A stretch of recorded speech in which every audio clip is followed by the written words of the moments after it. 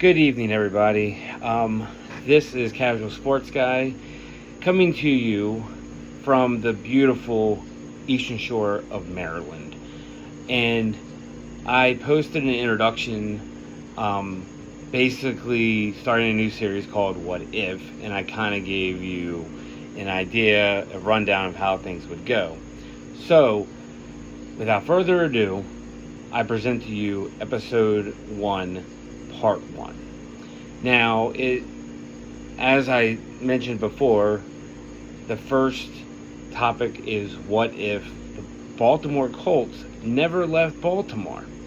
Now, this is an interesting topic because it can go many different ways depending on who you ask and how you ask it, and kind of define it on, would you actually want them here or not? So, the breakdown is simple. Is that Baltimore had a team, very successful team, but the owner wanted a new stadium. It wasn't going to happen in Baltimore, and the guy wasn't the best as far as attitude, character, all that stuff, but we all have flaws. So, in 1984, he moved the team in the middle of the night to Indianapolis. However, that part didn't happen. Here's what really happened. 1984, a few months before the season starts, not only do they get a new lease to stay in Baltimore, but they get a new stadium. They get an upgrade. Memorial Stadium gets an upgrade. Beautiful place. Fans love them. They continue to be the focal point of the entire state and the bloodline of the city of Baltimore. Now, just to kind of throw an idea out there, we're going to look at the records of the Ravens through the first 12 seasons, and then the Colts leading up to 1984 to 1996. And it's actually, the records are slightly different.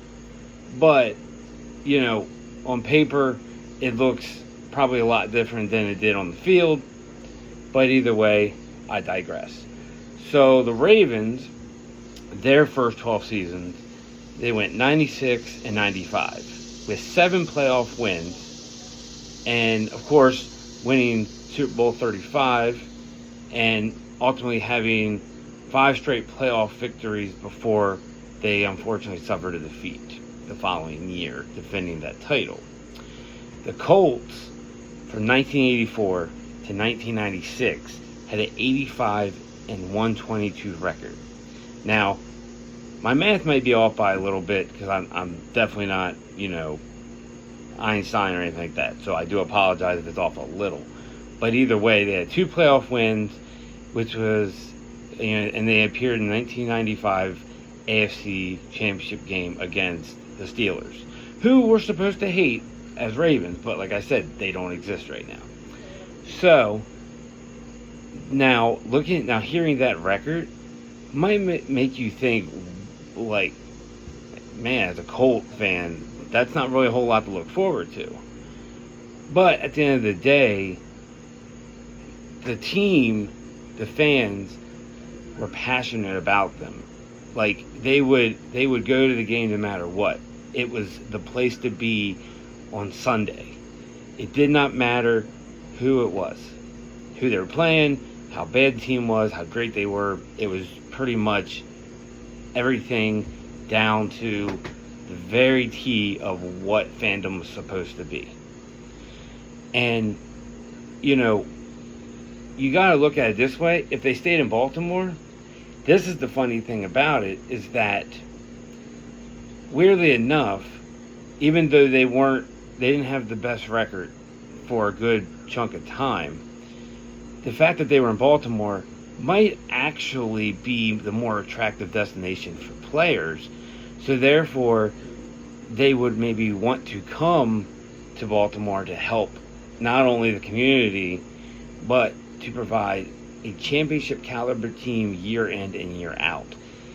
And in doing so, the Colts might not only thrive by doing so, but they might even have added a couple more Lombardis to an already historic franchise.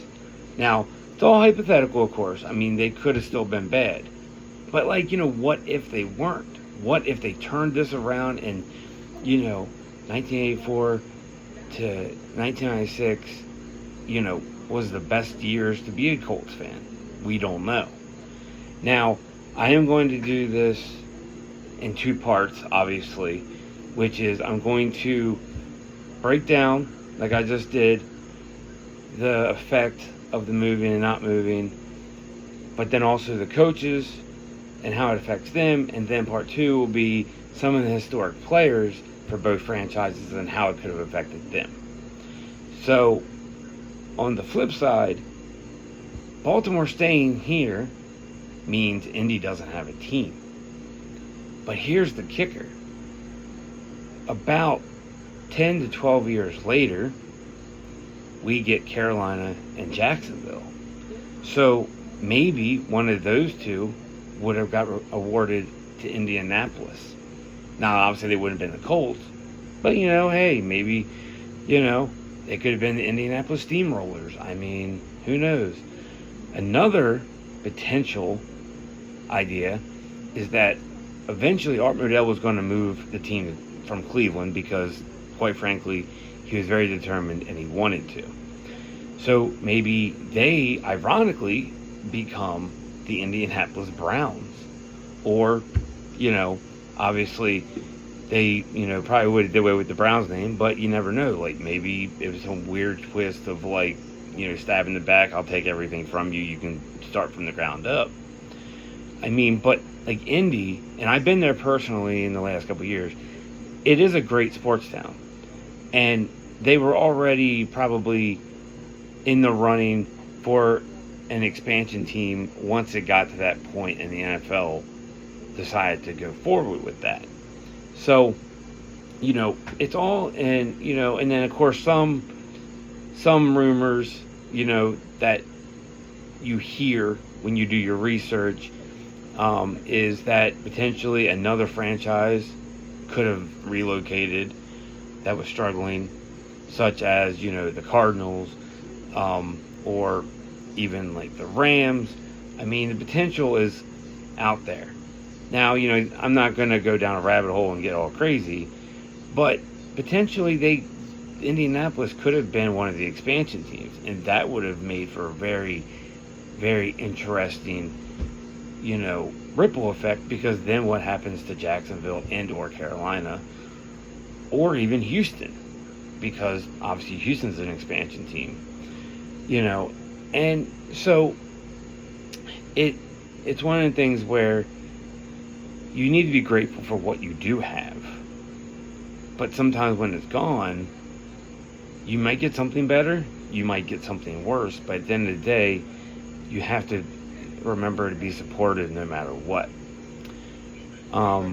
Now, the Ravens, even though in this scenario they do not exist, they have had 3 head coaches over the course of their entire franchise. Ted Marchibroda, which ironically was the Colts head coach as well. Brian Billick, who, of course, had that amazing defense with the Super Bowl victory, and then the current head coach, John Harbaugh.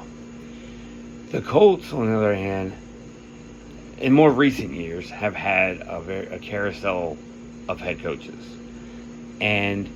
but they've had Ted Marchibroda, they've had Lindy Infante, and I apologize if I'm butchering that name, and then Mr. Playoffs, Jim Mora himself, and then Tony Dungy, who is probably the most successful Colts head coach since moving to Indy, probably for obvious reasons. But all those guys, like Belichick, he wouldn't have came to the Ravens. He probably still would have been on the Vikings, but who knows if he would have landed a head coaching job and where. It could have completely derailed him as a head coach. He could have went somewhere in a bad situation, let's say the Jets, and was absolutely abysmal. I mean, the guy was a genius, but he, being real, he did fall into a great situation, and he rolled with it. And then even the same thing with Tony Dungy. He had great players around him, which we will discuss obviously the next time around. Jim Mora was consistent. He was very vocal, but everybody loved the guy. But all these guys would have either been somewhere else or maybe not even have left their current roles that they were in because, it was only certain roles that people would want, like only certain jobs were coveted. And, but it just makes you think, the Colts staying in Baltimore would have wiped out potentially 3 to 6 coaching careers, or at least gave them a different direction. Because there's no guarantee that the Colts would have hired Dungy staying in Baltimore. There's no guarantee that John Harbaugh probably doesn't leave Philadelphia for Baltimore. Of course, Tim Marjabrota, he was, hanging around doing the best he could, and he was the well-respected coach, but it's just, like I said, one chain of events can literally derail someone's Hall of Fame career, coaching or player-wise, just because of a situation. Because you can take any coach, as great as they are, but sometimes if you land in the right situation, it's magnified that much more. And truth be told, that's a situation that all of us are grateful for right now, is that we have the luxury of not worrying about the what ifs because we're looking forward to the now. We see everything since 1984 and think, man, we have it great. Like, Baltimore got the better end of the deal. But, that's the other thing. The divisions also might have looked different. Because even though the Indianapolis Colts ended up being the AFC East and then ultimately the AFC South when they merged, well, Baltimore might not have been. They might have, they might not have been the AFC North either. They could have been in the AFC East still. And then that changes the overall perception, because now instead of maybe winning 10 to 12 games, you're fighting eventually, potentially Brady, Bledsoe, when he was leading the Pats. You got obviously Josh Allen now and Jim Kelly back in the 90s and the 80s. I mean, that's not exactly easy to just push through and make playoffs and make Super Bowls and make a name for yourself in a franchise. So, I might be, kind of outside the box a little bit and maybe even rambling, but this is me. I try to hit all my points as I can. I do appreciate everybody tuning in. I appreciate the support. I've gotten a lot of subscribers in the last week with this potential new episode series, and that's great. I'm always a bit nervous just because I truthfully don't like always being in front of the camera. But in closing, the Colts moving sent a ripple effect. The Colts not moving, I feel, would have created a colossal shift in everything that happened. Because even the draft would look different. Because, the Colts would be drafting differently, potentially, than they would with Indianapolis, because the divisions might be different, as I mentioned. So if you have a lot of defensive-based teams, you're going to want to stack it and match them. Whereas if you have a more offensive based division, then you're going to want to be able to score with them. So every little detail matters. And that's the great thing about football or any sport is one event, one person can change the outcome in more ways than you can imagine. And, going forward, I'm going to try to get part 2 done probably the middle of this week. And we will discuss the players of these said teams and the potential ripple effect all this would have. Because, like I said, you don't have the luxury of knowing what would happen. So it kind of gives you that, hey, what would happen to Ray Lewis? What would happen to Peyton Manning, Marvin Harrison? What would happen to Suggs and Ed Reed? Where do they go? What might happen? Just a little look into the future of what if the Colts stayed in Baltimore and the players that we know today are no longer our legends. Casual Sports Guy. Until later.